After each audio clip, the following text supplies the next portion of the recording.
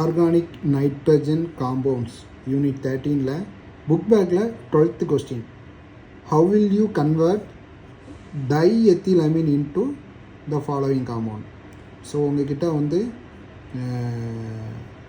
டைஎத்திலமீன் இருக்குது. அந்த டைஎத்தில் அமீனை நீங்கள் வந்து என்என் டைமெத்தில் அசிட்டமைடாகவும் அப்புறம் என் நைட்ரஸோ டைஎத்தில் அமீனாகவும் மாற்றுறீங்க. ஸோ ஃபஸ்ட்டு ஒன்றில் அமீனை அமைடாக மாற்றுறீங்க. செகண்ட் ஒன்றில் வந்து அமீனை நைட்ரஸோ அமீனாக மாற்றுறீங்க. இப்படி தான் ஞாபகம் வைக்கணும்.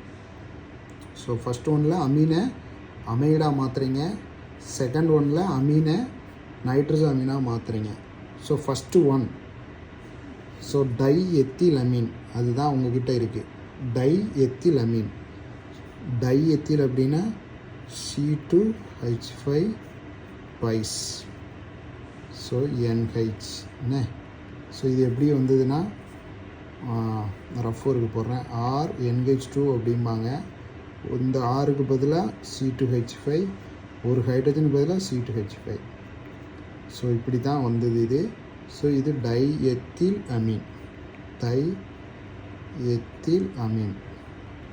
இப்போ இது கூட நல்லா கவனிச்சுக்கிடுங்க. நான் உங்ககிட்ட அமீன் இருக்குது. இப்போ நீங்கள் அமைடாக மாற்றணும். அமைடில் கண்டிப்பாக CO வேணும். கண்டிப்பாக CO அதாவது கார்பனைல் வேணும். அப்படின்னா நீங்கள் கார்பனைல் கூட ட்ரீட் பண்ணணும். இதே மாதிரி 2 உள்ள கார்பனைல். அது என்ன அப்படின்னா அசிட்டைல் குளோரைடு. என்ன குளோரைடு? Acetyl chloride. அதை நான் ரிவர்ஸில் எழுதுகிறேன். அசிட்டைல் குளோரைடுங்கிறது CH3COCl. இதுதான் அசிட்டைல் குளோரைடு. அது எப்படின்னா ஞாபகம் வச்சுக்கோன்னா அசிட்டிக் ஆசிட் CH3COOH தான் அசிட்டிக் ஆசிட்.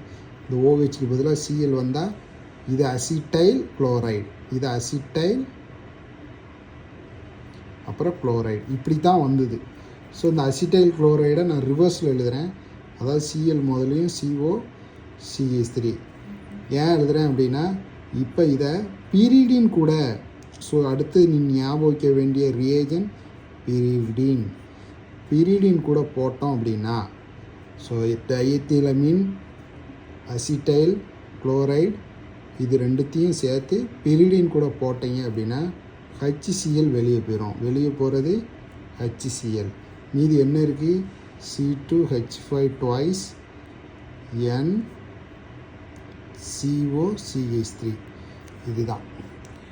ஸோ இதுக்கு வந்து நேம் என்ன?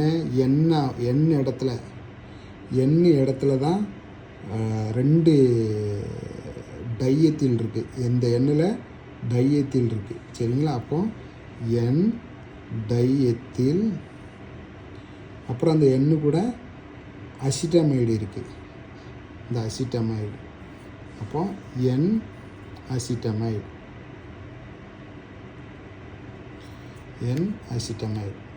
ஸோ ரெண்டாவது N nitroso டைஎத்தில் Ameen.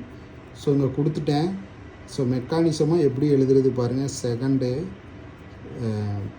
டைஎத்தில் Ameen.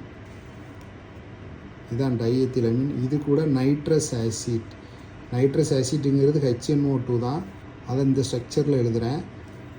HONO அப்படின்னு எழுதுகிறேன். HNO2. இது எப்படி எழுதுனா எண்ணெய் சுற்றி 3 பாண்டு இருக்கணும், ஆக்சிஜனை சுற்றி 2 பாண்டு இருக்கணும். அந்த வேலன்ஸ் தியரிபடி. சரி, HNO2 இதை எழுதுறதுக்கு காரணம் இருக்குது. ON double bond O. So nitrous acid கூட போடும்போது இந்த HOH சேர்ந்து வெளியே போயிடும். அதாவது H2Oவாக வெளியே போயிடும். மீதி இருக்கிறது C2H5 twice N then N double bond O. So name கொடுக்கணும் N நைட்ரஸோ. N கூட நைட்ரஸோ இருக்கிறதுனால அடுத்தது டைஎத்தில் அமீன். ஸோ வேடிங்கில் கூட எழுதலாம் நீங்கள்.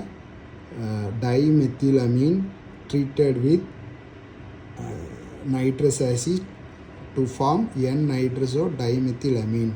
அதே மாதிரி இந்த ரியாக்ஷனுக்கு எழுதணும் அப்படின்னா diethylamine treated with acetyl chloride in the presence of pyridine to form NN diethyl acetamide அப்படின்னு நீங்கள் ரியாக்ஷன் எழுதிட்டு அதை வச்சே வேடிங் எழுதிடலாம்.